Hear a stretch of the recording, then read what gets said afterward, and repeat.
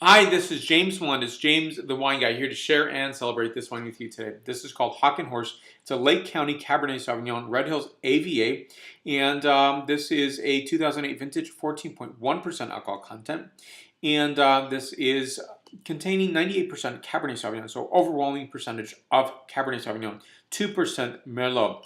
This is 2,000 feet or 600 meters above sea level, and it's produced on their estate vineyard of 18 acres or 7.2 hectares.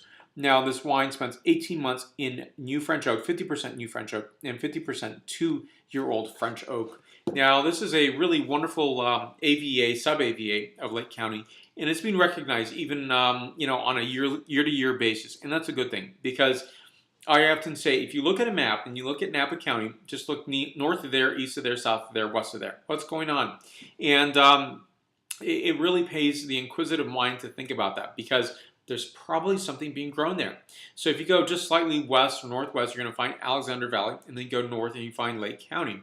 And superbly well-crafted Cabernet Sauvignon, this one included, is being produced there. And it's one of my favorite regions, absolutely beautiful. And it's really remarkably different when you see contrast of a very large lake and very mountainous region, higher elevation than Napa. And so you get a different signature altogether. And I've reviewed the 2007 Cabernet Sauvignon as well as a dessert wine called Latigo.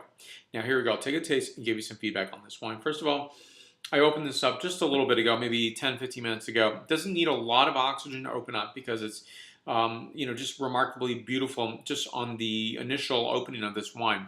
Now immediately I noticed really gorgeous rustic notes on this. Rose garden, noticing plum orchard on this. Those rustic notes of bramble and underbrush, and a little bit of roasting chestnut. So here we go.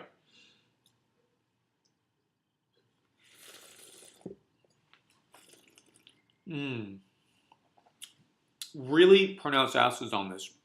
It's hard to talk, you can tell.